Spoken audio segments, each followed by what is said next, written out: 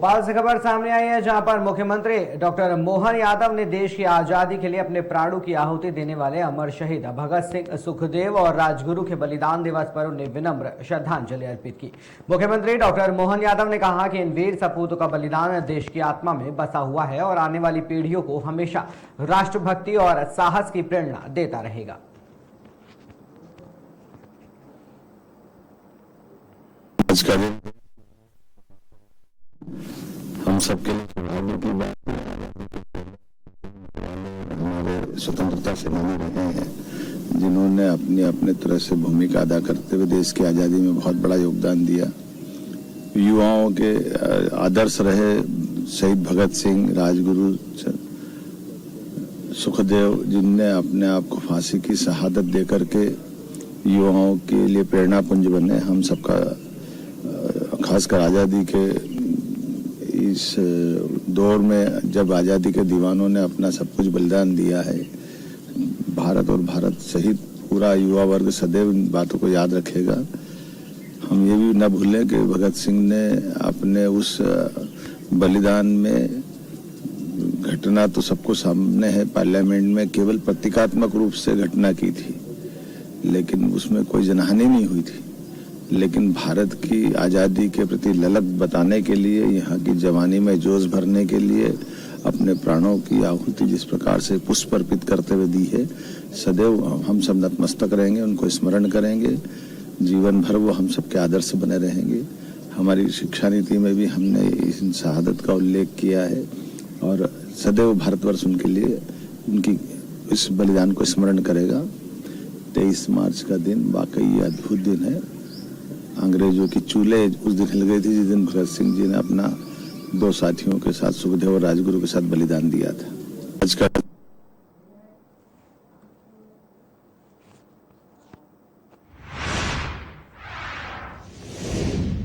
भोपाल से अगली खबर है। 1.5 साल से बंद पड़ी BCLL की 146वीं बसें नगर निगम की सीमा के बाहर 11 रूट पर चलाई जा रही हैं।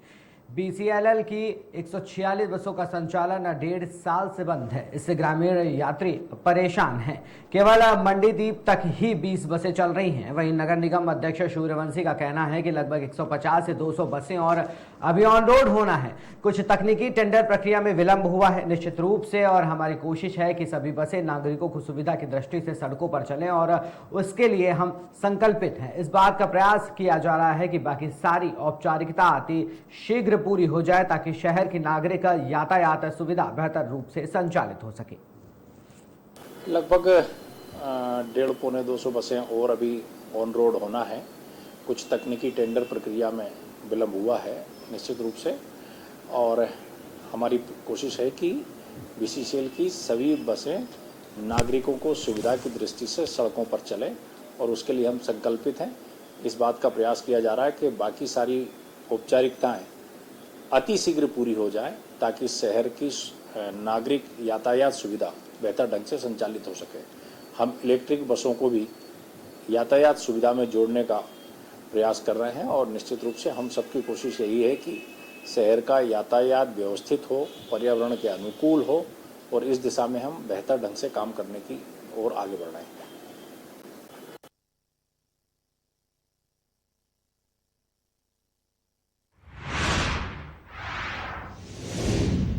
बीजेपी प्रवक्ता ब्रजेश पांडे ने बताया कि मध्य प्रदेश कांग्रेस अध्यक्ष जीतू पटवारी ने टमाटर और अन्य फसलों के उत्पादन के बारे में जो आंकड़े दिए हैं वो वास्तविकता से परे हैं।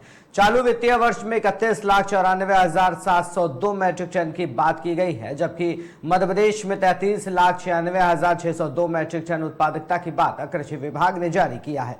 इसी तरह 5 लाख मैट्रिक टन की बात की गई थी। वो भी तर्क तब का है जब प्रदेश में कमलनाथ की सरकार थी। भाजपा की सरकार के समय उसके आंकड़ों में वृद्धि हुई थी और अब टमाटर और अन्य सब्जियों के दाम में गुणात्मक रूप से अभिवृद्धि हुई है। इससे मार्केट में टमाटर का मूल्य घटकर 10 किलो आ गया है, जिससे आम उपभोक्ताओं को राहत प्राप्त हुई है।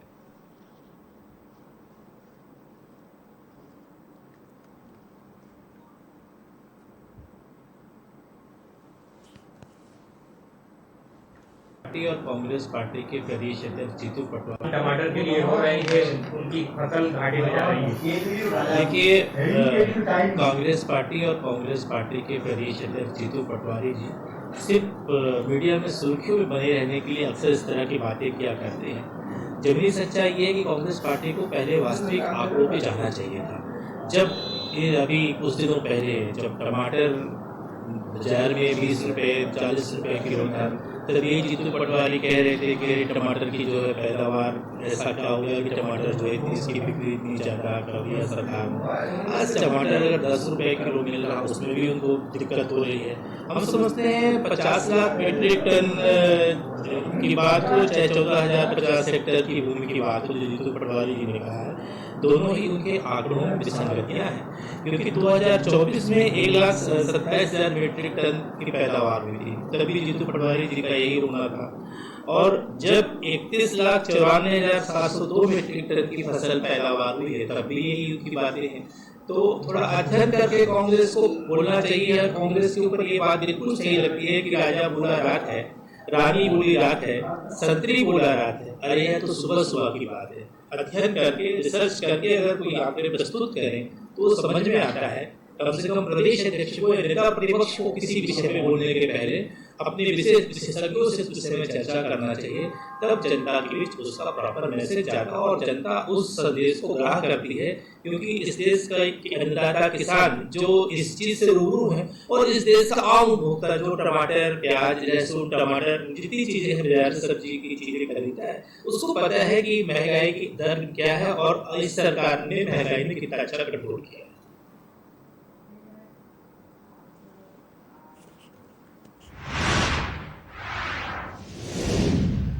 क्राइम ब्रांच ने कार्रवाई करते हुए जिला बदर के आरोपी गढ़ों से 16 किलो 550 ग्राम अवैध मादक पदार्थ गांजा और 2 मोबाइल जब्त कर आरोपी को गिरफ्तार किया है। वरिष्ठ अधिकारियों के मार्गदर्शन में एसीपी मुख्तार कुरैशी के निर्देशन में थाना स्टाफ रवाना होकर आरोपी मोहम्मद अनस उर्फ दाना से पूछताछ करने पर बताया कि उसे थाना गौतम नगर से जिला बदर किया गया है।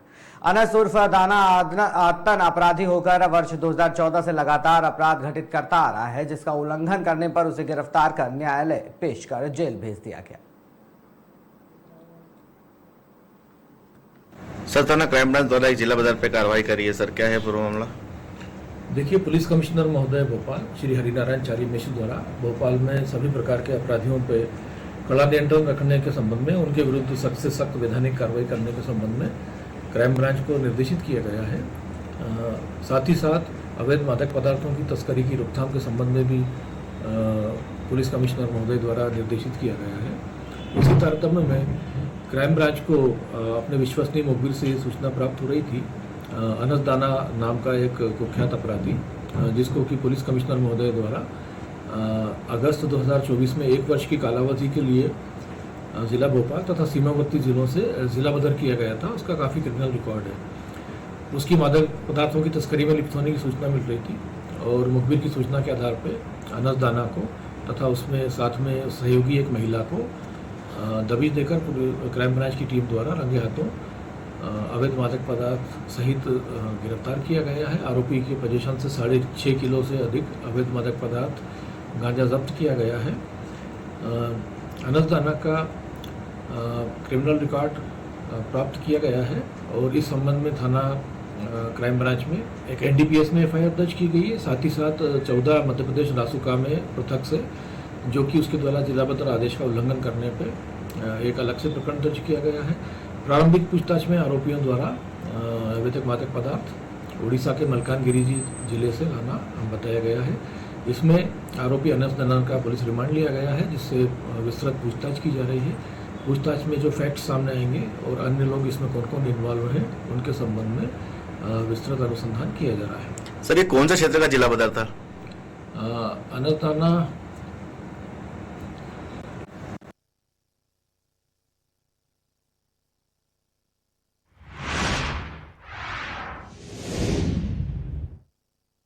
ग्राम पंचायत बिसनखेड़ी के सरपंच पति द्वारा गांव में बोर न कराने देने साथ ही बोरवेल मशीन को गांव से वापस कर देने पर बजरंगी नागर ने जनता के साथ खाली बर्तन बजाकर प्रदर्शन किया। सरपंच और सरपंच के पति के खिलाफ कार्रवाई की मांग भी की।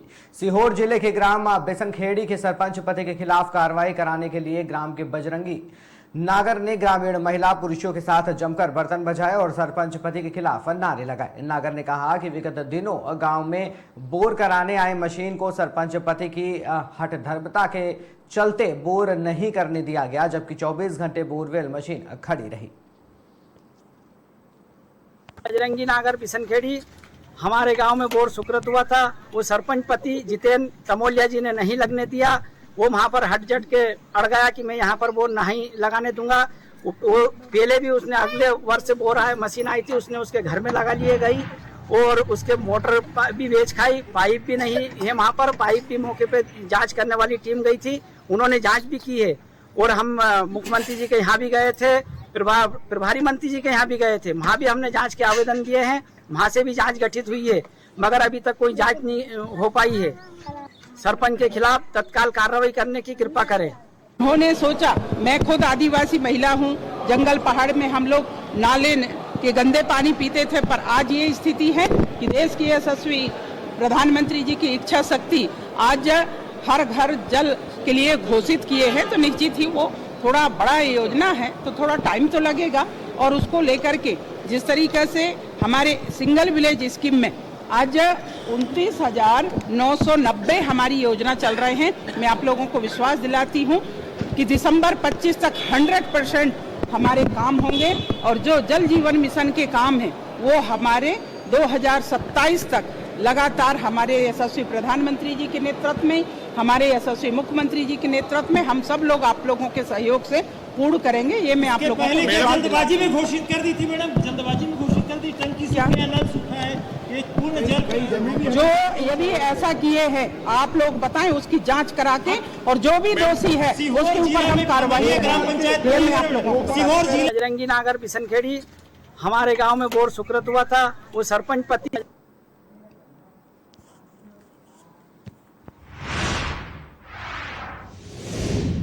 आर्थिक रूप से कमजोर और मध्यम वर्गीय परिवारों के लिए सरकार का महत्व सबसे ज्यादा होता है। इसलिए सरकार की जिम्मेदारी है कि आम परिवार तक शिक्षा की रोशनी और योजनाओं को आसानी से पहुंचाए। खुशी की बात यह है कि भाव के साथ ग्वालियर जिला प्रशासन द्वारा पुस्तक मेले के रूप में सराहनीय नवाचार किया है। ये बात विधानसभा अध्यक्ष नरेंद्र सिंह तोमर के पुस्तक मेला के उद्घाटन कार्यक्रम में कही। उन्होंने उद्यानिकी एवं सामाजिक न्याय मंत्री नारायण सिंह कुशवाहा, महापौर डॉक्टर शोभा सिकरवार, नगर निगम सभापति मनोज तोमर और भाजपा जिला अध्यक्ष जयप्रकाश रजौरिया के साथ फीता काटकर और दीप प्रज्वलन कर पुस्तक मेले का उद्घाटन किया।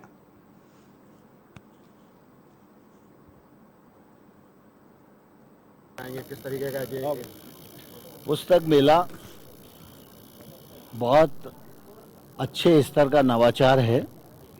जिला प्रशासन, कलेक्टर और शिक्षा विभाग के सभी अधिकारियों ने मिलकर ये प्रयत्न किया है।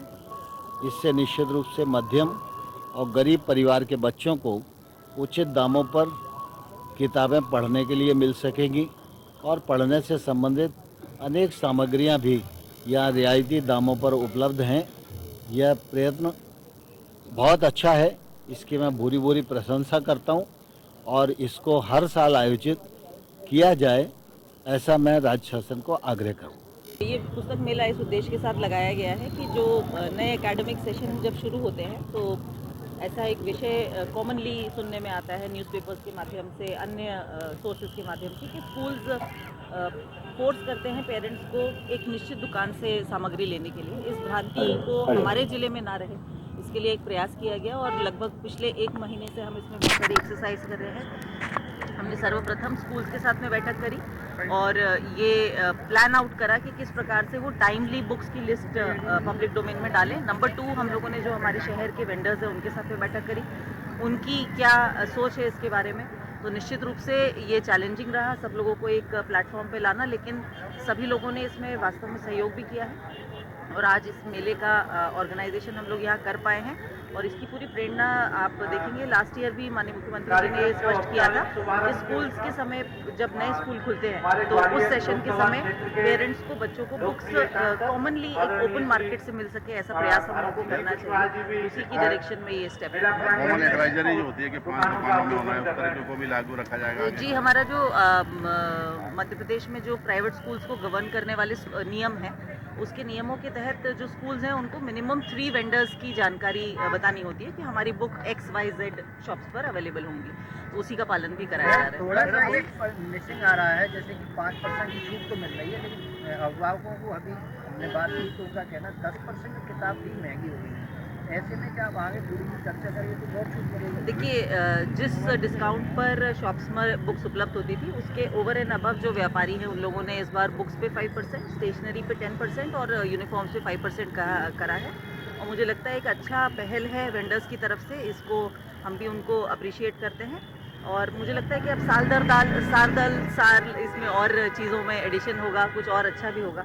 साथ ही हम लोगों ने यहाँ पर एक बुक बैंक बनाया है, ये बड़ा अच्छा लग रहा है कि हमने एक रिक्वेस्ट करी थी पेरेंट्स से, बच्चों से, कि जिनके पास में अच्छी कंडीशंस में पिछले वर्ष की बुक्स है और अगर उसको वो डोनेट करना चाहते हैं तो यहाँ पे क्लास वाइज डोनेट कर सकते हैं।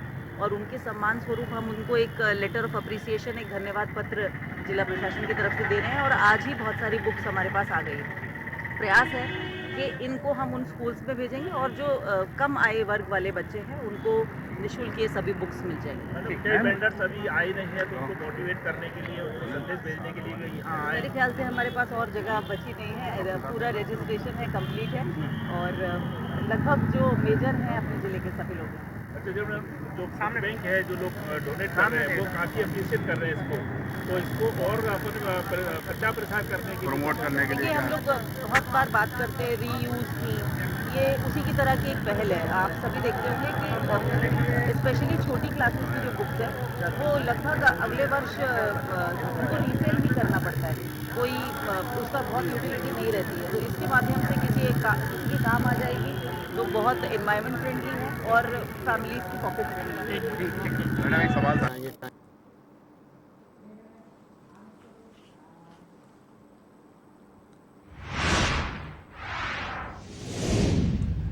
शहर में अवैध हथियारों की तस्करी करने वाले आरोपी को भोपाल क्राइम ब्रांच ने धर दबोचा। आरोपी के पास एक देशी पिस्टल और एक जिंदा राउंड बरामद किया गया है। Crime branch Bhopal staff minor act और संपत्ति संबंधी अपराध की तलाश हेतु भ्रमण के दौरान जिंसी चौराहे पहुंचा, जहां देखा कि स्लाटर हाउस के सामने मारुति सुजुकी कार के वर्कशॉप के पास एक व्यक्ति पिस्टल लेकर लोगों को डरा रहा है, जिसे घेराबंदी कर पकड़ा गया, जिससे नाम पता पूछने पर उसने अपना नाम इमरान अहमद बताया। सर, तो ना क्राइम ब्रांच द्वारा कुछ लोगों को पकड़ा है सर, क्या है? देखिए, पुलिस कमिश्नर महोदय भोपाल श्री हरिनारायण चारी मिश्र द्वारा भोपाल में सक्रिय अपराधियों के विरुद्ध कड़ी से कड़ी वैधानिक कार्रवाई करने के संबंध में स्पेशली क्राइम ब्रांच को निर्देशित किया गया है। और इसी तारतम्य में क्राइम ब्रांच द्वारा अवैध हथियारों और उनके तस्करों और उनका उपयोग करने वाले अपराधियों के विरुद्ध अभियान स्तर पर कार्रवाई की जा रही है। एक अभियान चलाया गया है। इसी तारतम्य में क्राइम ब्रांच को ये सूचना प्राप्त हुई थी कि जहांगीराबाद क्षेत्र का इरफान नाम का एक बदमाश, जिसके पिता का नाम इरफान है, हाजी इरफान, अपने पोजीशन में एक अवैध हथियार लेके लोगों को डरा धमका रहा है। इस इन्फॉर्मेशन से क्राइम ब्रांच के वरिष्ठ अधिकारियों को अवगत कराया गया, जिनके द्वारा प्लानिंग की गई। प्लानिंग करने के उपरांत डेडिकेटेड टीम को भेजा गया था, जिसके द्वारा दबिश देकर रंगे हाथों आरोपी को गिरफ्तार किया गया। आरोपी की कब्जे से एक विदेशी नुमा देसी पिस्टल तथा एक जीवित राउंड बरामद किया गया है। आरोपी के खिलाफ केस रजिस्टर्ड कर लिया गया है तथा उसका रिमांड लेके ये पिस्टल इसने कहाँ से प्राप्त की थी और इसका क्या उपयोग करने वाला था, इस संबंध में विस्तृत पूछताछ की जा रही है। सर, ये अकेला था या इसके साथ में कुछ कोई और साथी थे? मौके से ये आरोपी अकेले ही गिरफ्तार हुआ है, पर इसके अन्य साथीदारों के बारे में क्राइम ब्रांच भोपाल द्वारा पूछताछ की जा रही है। आरोपी का बैकग्राउंड क्या था सर? इसके विरुद्ध 2 अन्य अपराध हैं जो आर्म्स एक्ट और मारपीट के हैं। सर, तो ना क्राइम ब्रांच द्वारा कुछ लोगों को पकड़ा है सर, क्या है? देखिए, पुलिस कमिश्नर महोदय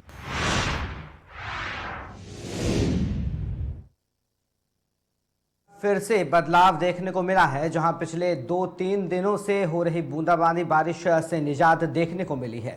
पिछले 24 घंटे में ईस्ट एमपी के कुछ जिलों में बारिश हुई है। इसके अलावा मध्य प्रदेश का मौसम बाकी जिलों में सामान्य है। आने वाले 3 से 4 दिनों में टेम्परेचर में बढ़ोतरी देखने को मिलेगी। महीने के अंत तक 40 डिग्री सेल्सियस तक दिन का तापमान पहुंच सकता है। आज और कल मौसम साफ रहेगा। 27 से प्रदेश में फिर से गर्मी का असर देखने को मिलेगा। कई शहरों में पारा 40 डिग्री के पार पहुंचने के आसार हैं। सर, मौसम की बात की जाए तो मध्य प्रदेश सहित राजधानी भोपाल में क्या स्थिति रहेगी? पिछले 24 घंटों में देखा जाए तो हल्की वर्षा जो है ईस्ट एमपी के जो रीवा है वहां पर और अमरकंटक यहाँ पर एक आध जगह ही देखने को मिला है। और पश्चिम मध्य प्रदेश में भिंड में एक ट्रेस रेनफॉल तथा मतलब जो तेज हवा चली है। बाकी प्रदेश में जो है मौसम शुष्क रहा और अभी आने वाले जो ये सिस्टम था पिछले दिनों वो आगे बढ़ चुका है, खत्म हो चुका है। आने वाले 4 से 5 दिन तक मौसम पूरा ड्राई रहेगा और जो टेम्परेचर है 2 से 3 डिग्री आने वाले दिनों में आपको सभी जगह बढ़ते हुए देखने को मिलेंगे। सर, तेज गर्मी की बात की जाए तो सर कब तक संभावना थी? अभी आने वाले जैसे मैं बता रहा हूँ मतलब आगामी 4 से 5 दिन तक जो इंक्रीजिंग आपका ट्रेंड रहेगा 2 से 3 डिग्री सभी जगह बढ़ जाएगा। बट जो टेम्परेचर मंथ के एंड में 40 डिग्री के आसपास पहुंचने की संभावना दिख रही है। सर, नाम बता दिए। मैं अभिजीत चक्रवर्ती, मौसम विज्ञानी।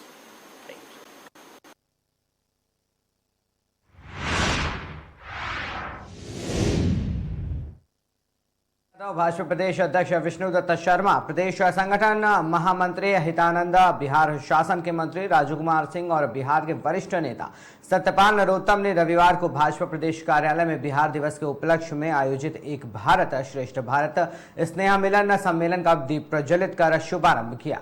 इस अवसर पर प्रदेश शासन के मंत्री कृष्णा गौर, पार्टी के प्रदेश महामंत्री और विधायक भगवान दास सबनानी, प्रदेश महामंत्री और बिहार दिवस अभियान के प्रभारी रणवीर सिंह रावत, प्रदेश मंत्री राहुल कोठारी, महापौर मालती राय, विधायक रामेश्वर शर्मा सहित अन्य गणमान्य लोग भी उपस्थित थे।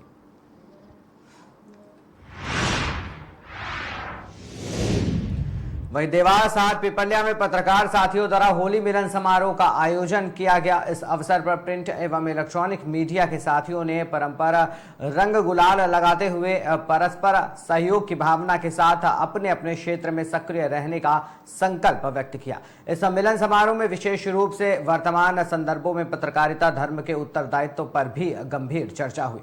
इस अवसर पर विभिन्न वक्ताओं ने होली के विभिन्न रंगों की भांति पत्रकारिता के बहुआयामी स्वरूप की प्रासंगिकता पर विशेष जोर दिया।